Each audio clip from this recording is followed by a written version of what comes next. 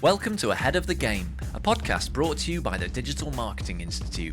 This episode is a big Q&A where we explore an area of marketing through a leading industry expert. I'm your host, Will Francis, and I'll be talking to Cathal Melinn, an analyst and expert in e-commerce who's been in digital for almost 2 decades, helping clients like Aer Lingus, Coca-Cola, Board Beer, and many more find better results in their online marketing. Like everything digital, e-commerce has gone from being a minor niche to disrupting and then turning the entire world of retail and commerce upside down. So we're going to take a deeper look at what really matters and ultimately drives success in e-commerce today. Cathal, welcome to the podcast. Thanks, Will. 2 decades. I don't know how to handle it. Where's it all gone? It's moved very quickly, and I think that's the whole kind of takeaway, is that it has moved so quickly. For myself, from where I started to even now, and what's happened in between. So I think it's a big question. Where has it all gone? Just to set the scene, what are the big talking points in the world of e-commerce right now? Yeah, I mean, I think it's just, as you said, it's just taken over everything. You can sell at scale in cost efficient ways to markets that you couldn't have dreamt of doing years and years ago. So it's really kind of changed the mindset. So the major talking points I'm finding is how things like offline retailers, bricks and mortar retailers, are adapting to the online piece. How payments are changing. Now that's quite a boring one for a lot of people. They think e-commerce is just nice products and a website and all this stuff. But actually, we have to consider things like, well, how are you getting paid? And what's the methodology here? And payments, since the European directive came in around moving payments away from traditional organizations like the credit card companies and the banks to more organizations like Revolut and things like that, you're finding that these type of mini disruptions within a disruptive field are a talking point, because you have to catch up, and you suddenly all the kids are using Revolut. Are you taking it or are you just going to omit a massive payment option and therefore a massive market? So it's moving quick in terms of really, really, functional stuff like moving bricks and mortar online to things like payments, and then other disruptive markets, which would be like our example, which is the Chinese market and what that means. And given how close it is to Cyber Monday obviously was the talking point of all last week and previous weeks and different things like that. What would it be? What would the turnover be? We knew that Black Friday was going to be a really big e-commerce day. So what was Cyber Monday going to be like? Is it going to just blow everything out of the water? And it comes in at 9.4 billion euro, or $1 billion, apologies. And that's the biggest Cyber Monday ever. But then we forget that a month earlier on Singles Day, which is the 11th of November, there was $30.8 billion worth of revenue sold on e-commerce sites in China on that day. That's incredible, isn't it? It's the numbers aren't real. They're just not real. Does e-commerce work differently in China? Yeah, I mean, it's massively different. The big, and we'll illuminate it with stats to start off, and we'll just use our 2 most recent days, which is Cyber Monday in the West and Singles Day in the East. So Cyber Monday was $9.4 billion worth of revenue, with 33% of transactions completed on a mobile phone. So on a mobile phone, you're thinking we traditionally buy on a desktop. And I thought, when I read that statistic, 33%, we're really adapting. We are really, really adapting to mobile commerce. So that's obviously a talking point, shift in consumer patterns. Then, when we look at China and that particular day on Singles Day, we had 30.8 billion euro worth of $1 billion worth of e-commerce transactions done on that day, with the first billion done in the first 68 seconds. Whoa. Yeah. 90% of transactions were done on the mobile. 90%. God. So it's not like it. I thought 33 was a fantastic number, given where we, you know what it's like. That's progress. Yeah, we're like, wow, it was usually 7% or whatever like that, But in China it was 90. And a talking point for the West really was that it was 33% done on a smartphone, which is, a significant enough step change in what we've seen over the past number of years. But a glimpse into the future, which China can be, is 90% was done on smartphones. And there's a reason for that, What is the reason for that? Well, that was the lineup. So the reason is the internet came late to China. When we got e-commerce originally and different things like that back in the early 2000s and late 90s, desktop was the preferred device. So we started transacting on a desktop device, and mobile telephony and mobile networks and smartphones didn't really kind of make an impact till 2006, 2007. By that stage, the purchase pattern had been culturally ingrained in us. When China had opened its doors to the internet in the kind of 2000s and, and that era, mobile telephony had grown to a point that it was natural that they just adapt and adopt to this technology as their preferred medium for purchasing. So everything is done on the phone. Everything. It's really amazing. I believe it's called leapfrogging. And a lot of cultures have leapfrogged in that way, in the way that people talk about the way that people pay, and have done for 10 years or more in Kenya with SMS messages and things like that, I find that fascinating. So we see a lot of this outside the West, and of course we're a little bit, most people are a bit blind to it. And has the Chinese use of WeChat does that typify their very different approach to commerce and payment on mobile? And does that have a lot to do with driving that e-commerce stat? Definitely does. So WeChat essentially is the everything app. It is the absolute everything app. So initially it was launched as a chatting app, mobile, like, chatting with your friends, social media, that kind of thing. And then they integrated WeChat Wallet, which is payments similar to Revolut, similar to Apple Pay, and all of those kind of newer age payment providers that we have. Those then integrated natively within the same app framework with their social media. So for example, you can see something on your social feed and just buy it there and then, which are tokenized, which is your saved e-commerce credentials on your phone there and then. You can just buy that thing because there's a native link between your payment options and the product itself in the feed. The other thing is it developed further into managing things like booking doctor's appointments and visas and governmental agencies and stuff, all kind of feed into this WeChat, I suppose, environment. And you can essentially manage your life from this one app. So everything integrates with WeChat, and that's the thing. And it's native on your phone and it's 24/7, and it is, as you say, but it was leapfrogged. So, people just adopted this method of payment there and then. But it's really a glimpse into the future for how, if we in the West shifted our mindset and became more comfortable with things like paying with a mobile device rather than a desktop device, what the future might look like. So if we're ever thinking what's coming down the road, a glance east will definitely give you a good indication of what might be happening next.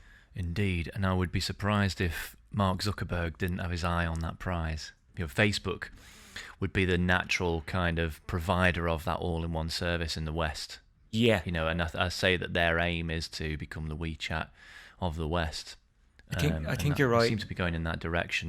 The flow from seeing something on Instagram to buying it has smoothed out over the last year or two in incremental steps and that kind of thing. But so it'll be very interesting to see that play out. So in terms of marketing and e-commerce, what marketing are you seeing work best for e-commerce companies right now? Yeah, I think your standard starting point for any kind of marketing for e-commerce is going to be PPC. It's a blunt instrument.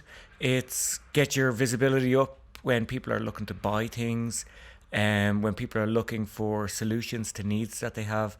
So what we need to always think about when we're doing any PPC is the analogy I always give is questions and answers. That Google is the questions and answers machine, and it's like people have a need or want, and they will ask Google a question to help them resolve that need or want. So the search query or this keyword is a question. So we have to anticipate what are the consumers likely to ask Google. And then us, our competitors, are all giving our answers. They're our ads. So everyone gives a response and our answer has to be the best answer. And then once the consumer decides which answer they want to go with, they'll click on and then, hopefully lead them to a path to purchase. But it's literally questions and answers. What are they going to ask and how can we position our product as a solution to that need? So the channel to begin with, more than likely for everyone, it's expensive, it's time consuming, and it can be a little bit complicated, is paid search. Because it'll just get you to the top of Google when people are actively looking for solutions. The thing is, it's probably, and unfortunately, it still is the kind of the main channel for a lot of organizations, but we can make incremental improvements with other channels. So obviously organic search is another good channel, but it can take time to build up there.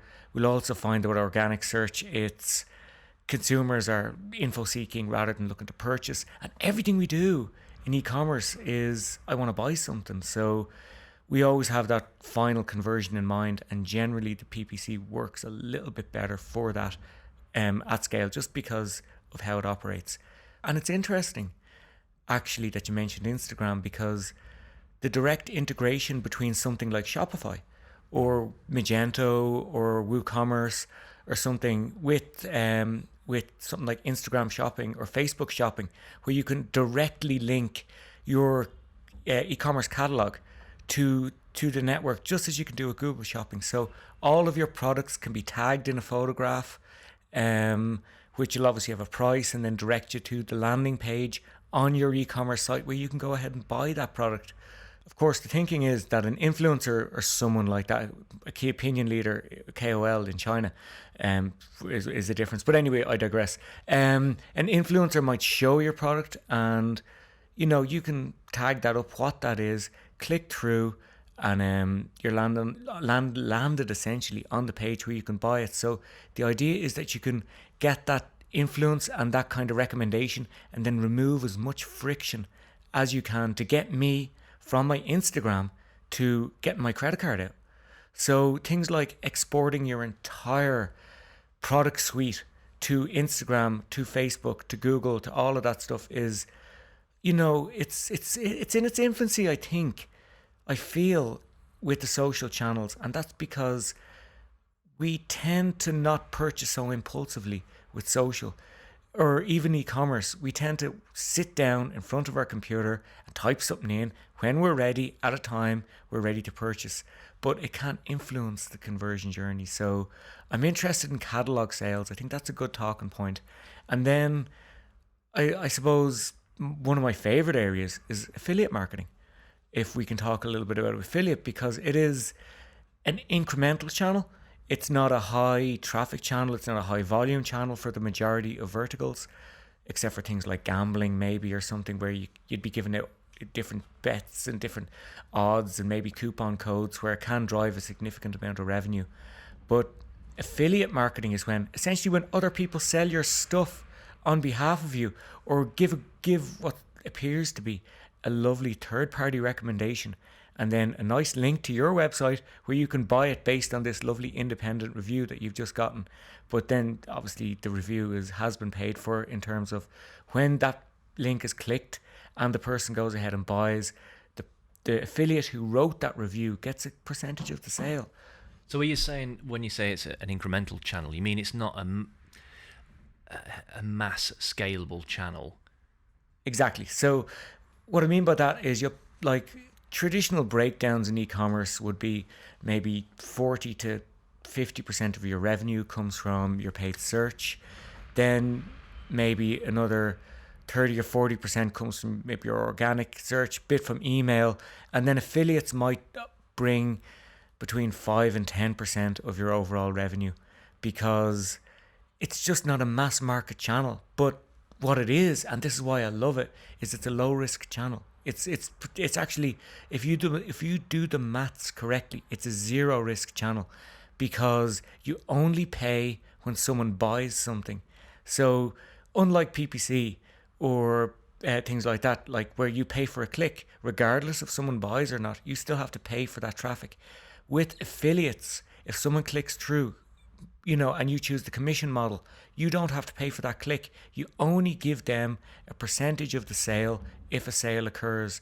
So if you do the numbers right, you can say, well, I'm willing to give them 2% because that still gives me enough margin and they'll get paid. And it's if they don't make any sales, I don't have to pay them any money. And is that something that any brand of any size can do? Absolutely. I mean, and that's how would you go about doing that for a smaller e-commerce brand? Well, I'd use a network. So what a network is, it's an interface between you, the brand, and the affiliate or the publisher who sells on your behalf. So if it's an influencer or if it's a website that does reviews or different things like that, you need to find the right fit for you as an e-commerce seller. So you can go to networks that do all that work for you. Yeah. Or are you saying as an alternative you can specifically go to other sites and influencers? If you have an agreement with an influencer, you can use affiliate links to track their commission and sales. But if you want to just find, like, who should I work with, there's a search feature in a lot of the networks and will just allow you to search different affiliate websites, different affiliate companies, different influencers that you can just pick and choose who you might want to work with. And I suppose the other thing is there's an inbound connection where if you are a recognized brand, people will reach out to you and say, can I join your affiliate program? You can say yes or no. So you can either reach out to affiliates and say, would you like to join the program? Based on your own feeling about are they a right fit and do they drive the right amount of traffic, or they can come to you. You generally find it's easier to approach them when you're a smaller brand, and the network will, as part of your network fee, it'll cover all of this kind of functionality. So it'll manage hooking you up with the affiliate, manage all the tracking of their traffic to you, all of their commission that they may have earned from sales that they've done on your behalf, and then there's also fraud analysis in case anyone does anything dodgy. So any kind of messing around or anything like that is all captured and is weeded out of the system, so you can be fairly assured that any of the sales and commission that come through on your affiliate network are legitimate, and you can pay the affiliate as per your agreement. But it's a great channel. It's just it's not talked about so much, No, it's not. It's really not. I mean, it seems to really be about PPC and not just search as well. I mean, obviously it depends what kind of product it is, but social PPC seems to be, particularly for smaller products, for certain types of products like food, health, lifestyle, fitness, fashion. Facebook and Instagram ads also seem to be huge, but it often strikes me that I do wonder if those companies can be a bit too reliant on PPC. Is that a danger? I think it's, at the moment, it's part of the play. So it's just part of the environment. And like any kind of reliance on any channel or network or particular organization, it opens you up to risk should there be any shocks or disruption in the market. So at the moment, it's part and parcel of what you have to do. You have to get your Google ads up there. If you've got a certain price point, like maybe under $20 or $10, you can pretty much sell directly through the social channels like Instagram or Facebook. Email is always a great one, but PPC reliance is unfortunately just something that's it's part of the it's something that I still feel that can be measured in a transactional sense, and that you can understand your ROI. Oh yeah. Really well. That's why marketers love it, because you spend X and you get Y. Yeah. And it's very, very clear. But the way you're talking, because you are, an e-commerce expert, you're talking like a true performance marketer. And what I mean by that is you're very conversion focused, and you're looking at those inputs of money spent on PPC and the outputs of revenue. But that is, stepping back in a wider marketing context, that's very kind of bottom of funnel activity. Yeah. Do you also are you as interested in top and middle of funnel activity? Is that as important today, or can people just set up shop and steam in and go straight for those conversions? You can try, but it is very, I suppose, cavalier to do such a thing. My heart and my motivation is always in the bottom of the funnel. It's in the glory. It's in the tipping the ball over the line. It's Teddy Sheringham. That's exactly what I am. I'm I haven't done any of the hard work, but I'm putting the ball over the line. That's where my heart is. But to be honest, it is a wide ecosystem. If you think about the traditional purchase decision journey, it's like you recognize you have a need or a want, then you go ahead and you look for alternatives and you look for options, and you look for all these things, and then you decide to purchase, then you purchase. So the purchase piece and the PPC piece and that conversion piece is when all the hard work is done.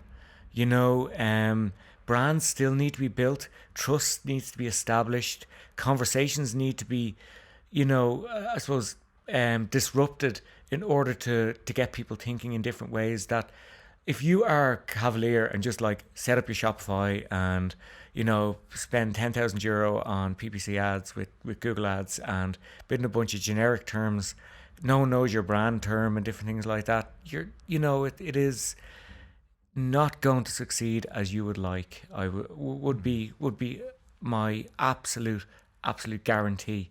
Nearly, I've never seen anyone just whack open a store and succeed without having a definitive conversational social strategy to brand build. But a lot of there's a real, there's this whole phenomenon at the moment of drop shipping, and this has been going on for years, but particularly in the last couple of years, it's become one of the go-to make money from home methods, hasn't it? And there's a real dream being sold online, and Shopify is a big part of this. I'm not saying in a pernicious or bad or misleading way. Shopify has emerged as a platform where within about an hour at tops, you can actually put together a truly legitimate e-commerce store, stocking all your favourite stuff, none of which you have to warehouse or even touch or see in your life, and start selling it and then having it shipped and fulfilled on your behalf by these big kind of providers, like Aberlo and Spocket and what have you. So, how has that change the e-commerce landscape? Because you've got all these players entering the landscape who aren't building any brand. The brand very much takes a back seat. They put their cool, trendy product in an Instagram ad. People click it and they buy it, and they barely know who they're buying it from because all these shops look the same. Yeah. Well, I know you're right. Has that made things hard for you? Or how's it changed the e-commerce landscape? Well, that's the thing. It's specifically in retail. So, for the most part, to be honest. So, it's when I suppose when I was kind of yakking on about building a brand and stuff. It's like if you're a producer and you want to sell online, you do have to build your brand. But if you're a mass manufacturer or you're kind of selling fidget spinners, something like that, so something that's just that's transactional in its, like it would be like what I find with a lot of drop shipping is it's things like t-shirts and it's mugs and it's that kind of low cost, there's not a big decision going into it. So I'm happy enough to drop, $10 on a Beastie Boys t-shirt that, all you have to do is make sure that they've got the dates right for when the Beastie Boys were active.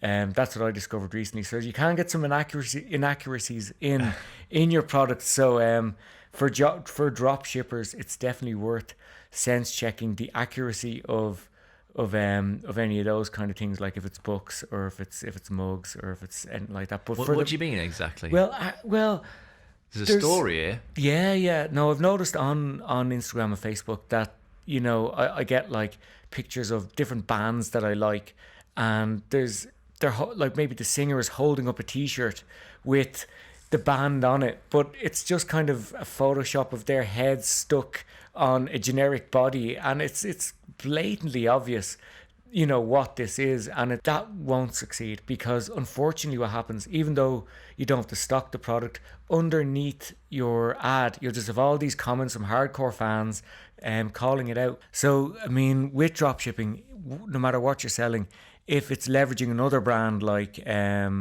like it's been recommended by someone or something like that, you have to check the legitimacy of it, because it can just come across as fake or rubbish. And that, unfortunately, as you know, has been associated with a lot of drop shipping products.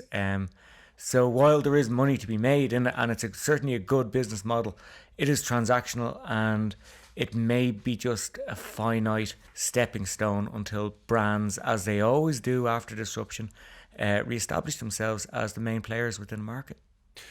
And talking about disruption, how has the emergence of Amazon Marketplace disrupted e-commerce?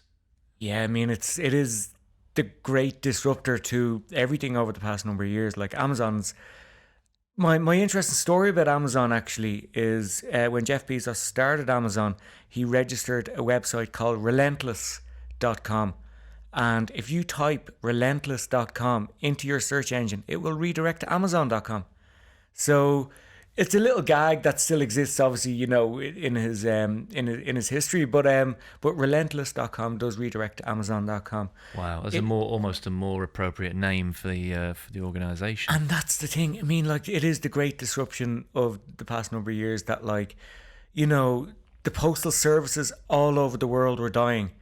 And now with e-commerce, you're finding that this older industry, that emails are replacing letters, and online statements are replacing bills and different things like that, there seem to be no reason for the postal services, and they're closing post offices, they're doing all this stuff. But actually, a lot of postal services all over the world are now in profit because of the amount of e-commerce parcels they're delivering. So, it's disrupted the commercial model from the high street perspective. But does it mean that your average e-commerce store also needs to list their goods on Amazon? Well, that's the next step after their kind of initial disruption, is now they're disrupting the online space where they already operated. So when you're on google.com, you may be in an e-commerce or purchase mindset, but you may be in an infoseek mindset. When you're on amazon.com, you're much higher intent in terms of purchasing. You feel closer to purchase. Yeah, absolutely. I mean, like, you are absolutely, like, in that like, the only reason I'm on amazon.com is to buy something and get off it.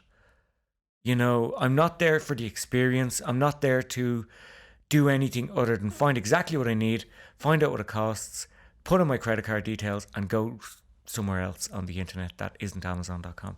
It's in and out like a bank robbery, and that's the beauty of it, because it's a much more efficient way to purchase. But at the same time, it as a marketplace is after opening not only a whole new world, a whole new way to buy online. You're buying, I suppose, you're putting your product in front of people who are only there to buy. Like maybe let's say only a certain percentage of Google's users are there to buy, and the rest are there to find out information or look at a map or picture or something like that. When I'm on Amazon, there's only one thing I want to do, and that's to buy. So that's the value add that being on the Amazon marketplace is, that you're only ever talking to people who are going to take the credit card out. Well, and there's been this change of behaviour, hasn't there, where people go, so if they're looking for videos, they don't Google it, they go to YouTube. There's an oft-cited stat that YouTube's the second biggest search engine after Google. And similarly, there has been a trend observed where people go straight to Amazon rather than search, and that's been part of Amazon's growth, because it's become such a reliable place to get the stuff you need. So then, if the audience moves there, then e-commerce brands have to go there too. But that inevitably kind of commoditizes what we as e-commerce brands are doing. So, how are e-commerce shops still managing to deliver an experience rather than just supplying cold product? Are you seeing anyone succeed doing that? Only brands, really. Like a big brand, you'd find, like in the jewelry market, you'd find Cartier doing stuff, or in the fashion brands, you might have something experiential. But even at that, when I was getting the train into the studio today, I was just, I didn't mean to, but I just happened to notice that the the woman beside me was browsing an e-commerce store on her phone, and it wasn't a very rich experience in terms of visual design. It was just products being laid out, and she was just scrolling through. So I don't know what the value of an on-site e-commerce experience is other than transactional. It has to be in and out, because that's why we don't go to the high street. That's why we do it from our phone, from our computer, whatever it is. Where e-commerce can have an experience is in the social channels, when people are there for a non-transactional purpose. So you can talk about any kind of brand advocacy you're doing with maybe charities or foreign aid or different things like that, or any causes that you champion. Again, maybe you can do a little bit of light trolling, like the way that Lego did with the new Jeep that Tesla released there. I don't know if you saw it. Did you see that? Actually, yeah, it was very funny. So that's where you can build an experience, is in the social world, and that kind of goes back to what you were asking me about the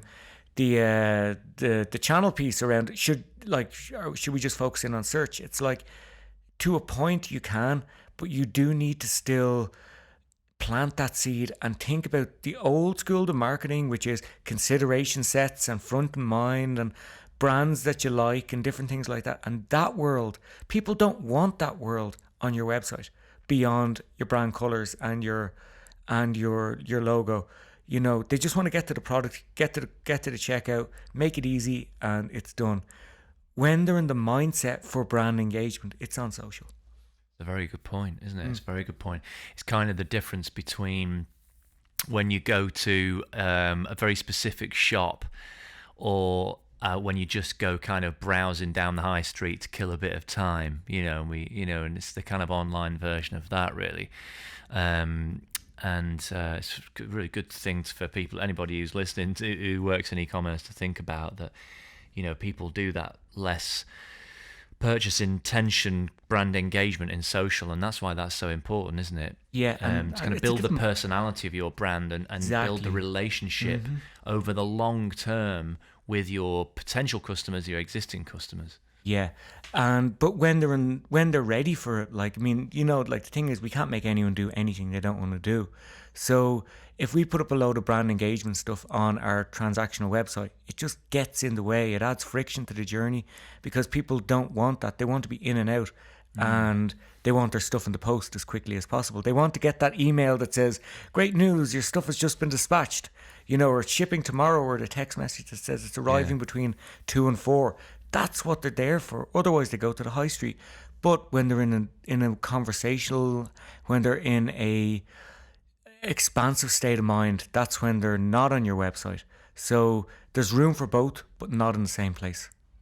And do you think loyalty and repeat purchase is easier or harder to drive online? I think it's easier to drive online. And how are the best brands doing it? Well, we've all these great tools. We've got the retargeting tools. We've got things like coupon codes for past customers. We've got reward schemes. We've got points schemes. Because everything can be tracked, and because you will, if you've bought off anyone on a website, you will have a customer profile with all of your interactions, commercial and non-commercial, and you can build different profiles around what are the best ways to engage these people. And I think it's easier to get someone to kind of recommit to a purchase in that might take 15 to 25 seconds than to jump in a car and go to a shop and do a thing and park the car and take out your credit card and stand in a queue, and maybe it's not going to be there. I think it's just easier. I think people have fast-paced lives, and we're purchasing smaller basket sizes, but we're purchasing more frequently. That's the thing. So it's, whereas we purchase larger, think about it, we purchase larger basket sizes because it was a pain to go shopping. But now it's not such a pain to go shopping. We purchase more frequently, but just what we need. It's not such an event. So repeat purchases online, I do feel, are, because all people need is that little nudge in a remarketed ad or an email with an offer. Exactly. I mean, you know who they are. so you know how to reach them. And if you've given them a positive experience first time round, that's all they really need when the next purchase requirement comes in. And what I mean by positive experience, and this is an interesting concept, you don't have to go above and beyond, just doing what you're meant to do. If I buy something and you say it's going to arrive in 3 days and it arrives in 3 days, I'm happy. It doesn't need to arrive in a day. If it just does what I expect it to do, that's all that needs to happen.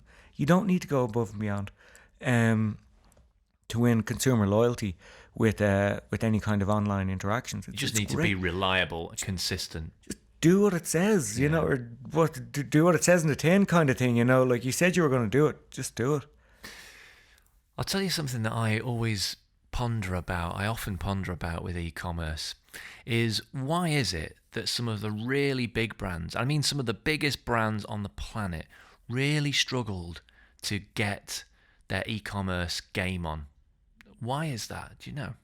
Yeah, I mean, it's baffling, but I think a lot of established brands just were in their comfort zone. They had a monopoly in the high street. They were able to force smaller retailers out. So they owned the original market. And then when this internet thing came along, it was just a bit of a fad, and they didn't think that it was going to last. Or they didn't take it seriously. I think so. I think they just went, look, sure, we've been doing this for 150 years, and then there's just this whopping change in how people do things. And they came late to the game,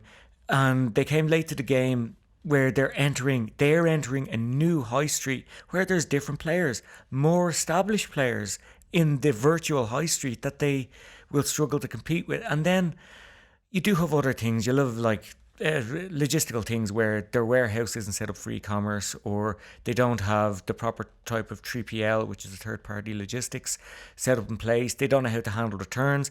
They haven't worked with a traditional advertising agency who can't do online. And I think a lot of brands, there was a step change in between just when the smartphone really took off around 2008 and then rolling up to 2014, where a lot of the traditional players just got edged out.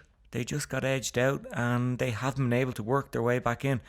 They may work their way back in because they are brands, but what I still find is the only time I see a TV ad is in my parents' house.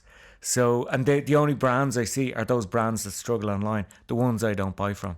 So they may still be continuing to do the wrong things for a younger market like me and my younger 2 decades. But anyway, it's fine. We'll move on. Because I think we saw that in fashion, for instance, where big players like ASOS came along, Boohoo.com, really ran that marketplace, and then the people from the high street, the brands from the high street, very much struggled to compete with that, because they hadn't ironed out the logistics, they hadn't ironed out things like returns and online sizing and product matching, product cross marketing. I mean, yeah, it's just fascinating with all the resource that they had that they just couldn't kind of get their act together. Now, if someone was listening and they wanted to start their own e-commerce company, brand, what would be your kind of really distilled key bits of advice to get them on their way as quickly as possible? What are the things they should really sort out urgently when they start? Yeah, well, the first thing is, can they legitimately sell online? Is there a market? Or is it just, I want to get onto this e-commerce thing and see how it goes? So it shouldn't be it should be a defined strategy that, yes, there is actually, people do, if you sell confectionery, you're probably not going to, unless it's very bespoke or artisan or something, you're probably not going to have a market online for selling this type of product, because it can melt, it can do all kinds of things that will cause you difficulty. So first starting point is, actually, can I sell online? Then the starting point of everything is, what does my website look like? Because your website is your storefront. So we've got a number of options here. We've got the kind of enterprise level solutions like Magento, and we've got the more kind of mass market quick setup solutions like Shopify. There's other website builders with different e-commerce plugins like WordPress, and there'd be Wix, and there'd be all that kind of stuff that you can potentially use. So would you suggest that people choose a platform rather than to build something bespoke? I would absolutely recommend that, because the platforms they're well supported. They do things like they integrate with your tracking tools like Google Analytics, like Google Ads. It works out of the box. It's like Shopify. Exactly. It completely works out of the box. Shopify, you just enter a couple of numbers, you enter your GA code, you enter your Facebook pixel, and then everything just works.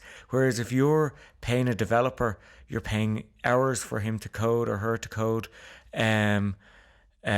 Like your e-commerce output and your thank you page to push all that data to GA so you can track it, put in pixels. Everything is just hours and hours and hours. And then if it goes down, it's more hours. And then if there's a new type of security threat for online payments, you need to get that sorted. So bespoke stuff is not the way to go. Not the way to go at all, really, for anyone starting off. Even big brands, I think, shouldn't really, go bespoke unless there's some really critical business reason that they need to go bespoke, because you can do a lot on a lot of the out of the box solutions.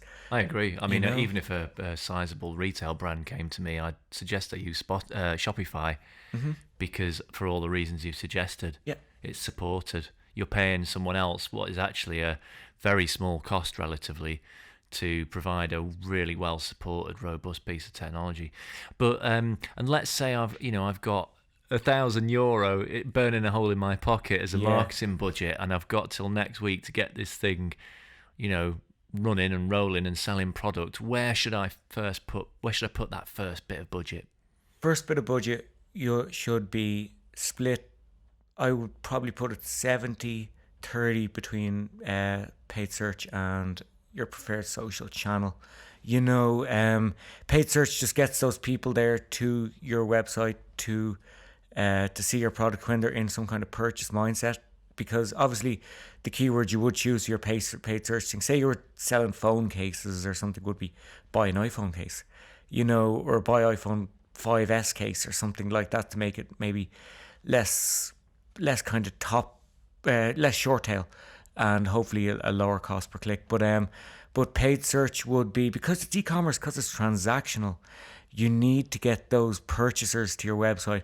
Then to build the brand, to kind of keep it front of mind, to maybe retarget people who have visited your website via a search click, which will be expensive. You can retarget them for a much lower cost on different targeting platforms or retargeting platforms like Instagram, like Facebook. Maybe not Twitter, it's less effective. Definitely not LinkedIn for B2C, and maybe something like the Google Display Network. So you can pay for that initial high purchase intent, expensive click through a search click, and then retarget those people with cheaper clicks from Google Display Network, from Instagram, from Facebook, or other social channels. And that allows you to get more out of that expensive click at the start, and still hit those people up who did show some intent that they might have bought your product. You can set different variables around. They must have spent a minute on my site according to Google Analytics, and I can push that, into an audience list and retarget those people. So you're only retargeting high quality search visitors. So I think, the way I'd kick it off would be set up the website, make sure everything's tracking up as you would expect. 70% is search, 30% is social, and work it like that. And then test and grow. Pick a market rather than going global. Like, probably pick your city, pick your delivery area. You don't need to be targeting the other side of the world, or indeed trying to enter the Chinese market on day one.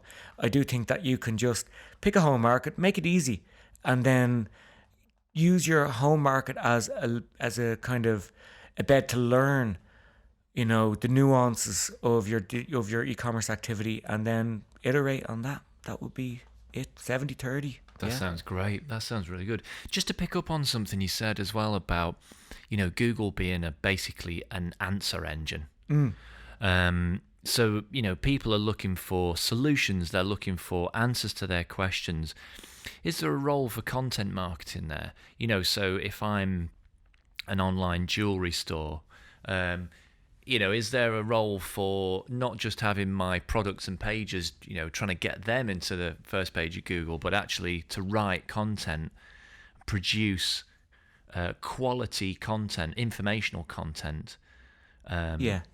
No, I do. purpose? Yeah. I mean, I think 100%, because like when you're doing your research phase of your purchase journey, you're asking things like, how can I size cycling shorts, or what's a ring size for my engagement, because you certainly don't want to get that wrong. And different things like that, these important purchases that may require a little bit more than just pick a size and go. So there's So it's information. sort of a job for people, it's for e-commerce brands to actually think, what are the informational needs of this audience?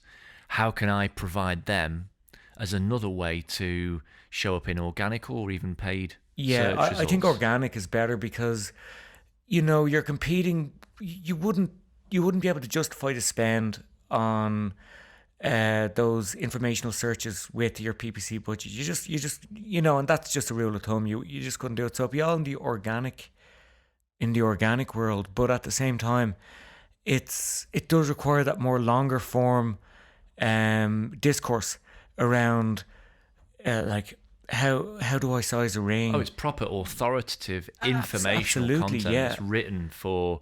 There's not thinly veiled marketing. It's actual high quality information. That's the idea, isn't it? So when it comes to e-commerce, you can do things like, how to choose the best hotel, how to choose a good city break or something like that. Like you'll often find, and this is where affiliates thrive actually, is a lot of travel companies do things like, what are the top 10 places in Europe? So you'll find the likes of your Ryanairs and your British Airways do a lot of Aer Lingus, do a lot of things like the top 10 places to visit in Europe, Yeah. and who are you going to book the flight with? So people do the search, what are the top 10 places to visit in Europe in 2020? And then you've all these long form pieces of content that show you something about Paris and Prague and Warsaw and Vienna, and then a link at the bottom that you can buy that flight. So before people buy a flight, they want to know where they're going. So what you're doing is you're using that content piece, that content play, to help them along their journey, and then be the solution to their needs when they're ready to pull the trigger on the purchase piece.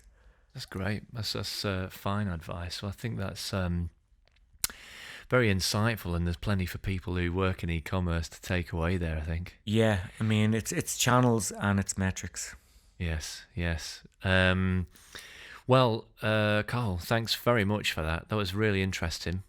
Cheers, Will. No, it's been fun. It's always good to talk to another e-commerce head about things like this. It's like kindred spirits. Indeed. Well, thank you very much, and thank you very much for listening. Great stuff. Cheers, Will. If you enjoyed this episode, subscribe wherever you get your podcasts. And for more information about transforming your marketing career through certified online training, head to digitalmarketinginstitute.com. Thanks for listening.